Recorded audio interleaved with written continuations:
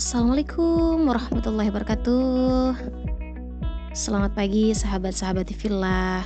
Apa kabar semuanya? Semoga selalu sehat ya. Kali ini saya kedatangan tamu nih yang jauh di seberang sana.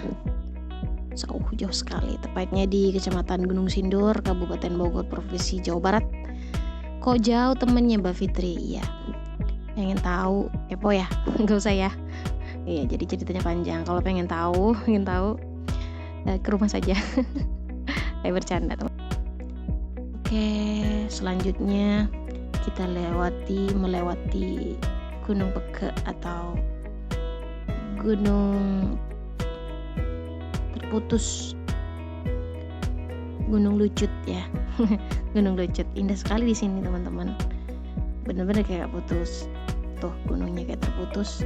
Terus indah tuh, ada gunung-gunung juga di sana. Insyaallah. Bisa-bisa nih orangnya sore biasanya banyak selfie di sini. Malah cerita. Oke, selanjutnya kita melewati lentang.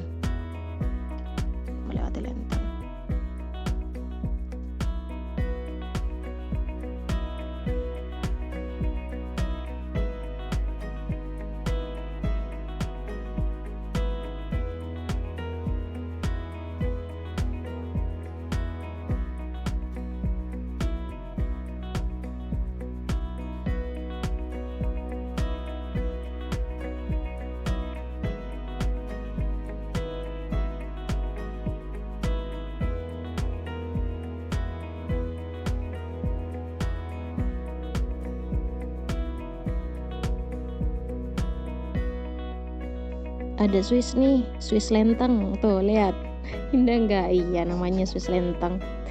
Kecil lah Swissnya.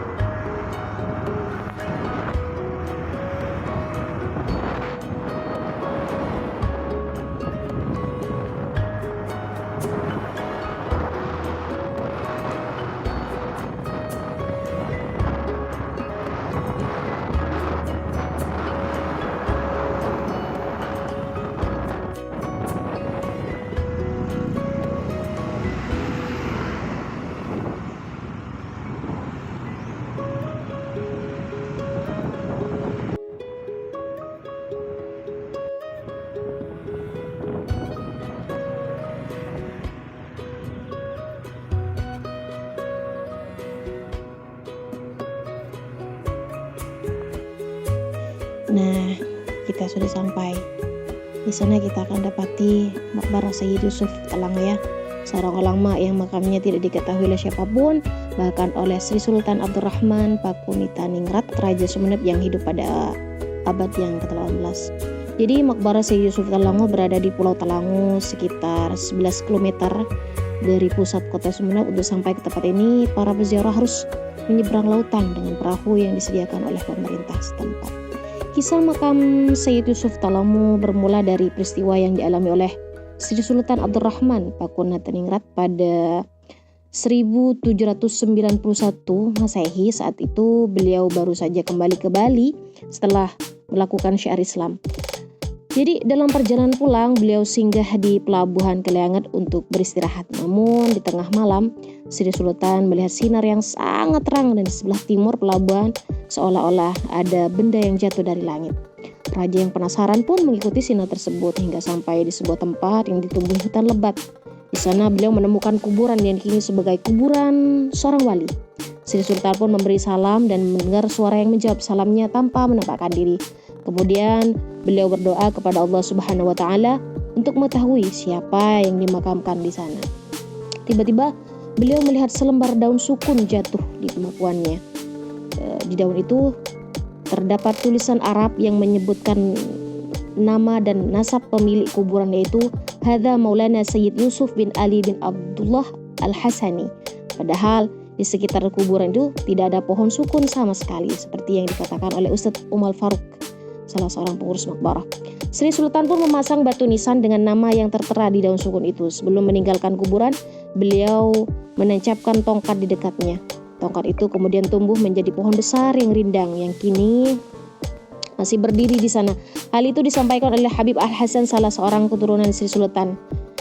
Sri Sultan juga berencana memberi cangkup atau pendopo kecil di atas kuburan. Namun ketika beliau kembali ke sana, setahun kemudian beliau terkejut melihat kuburan itu telah berpindah ke sebelah barat, seolah-olah menolak pemberian cangkup itu. Beliau pun mengurungkan niatnya untuk memberi cangkup dan hanya membangun pendopo di sekitar kuburan, serta sumur untuk keperluan bersuci dan berziarah saat itu. Dan juga saat ini beliau juga membangun masjid di pulau itu yang kini dikenal sebagai Masjid Jami Talangoh. Masjid ini menjadi pusat pengembangan agama Islam di sana. Hal itu ditegaskan oleh Ustadz Aidianto, salah seorang pengajar lembaga pendidikan yang ada di pulau itu. Lembaga pendidikan dimaksud adalah Yayasan Asta Sayyid Yusuf. Lembaga ini didirikan pada 1986. Yayasan ini menjalankan pendidikan formal berbasis Islam, yaitu MI, MTS, dan MA dengan tujuan untuk membantu masyarakat yang kurang mampu. Kalau itu. Oke, sudah sampai nih makbarah Sayyid Yusuf. Semoga kita semua mendapatkan keberkahan juga dengan adanya kita ziarah pada wali-wali Allah. Semoga mendapat ampunan, mendapatkan pertolongan dan rahmat Allah Subhanahu wa taala. Amin ya rabbal alamin.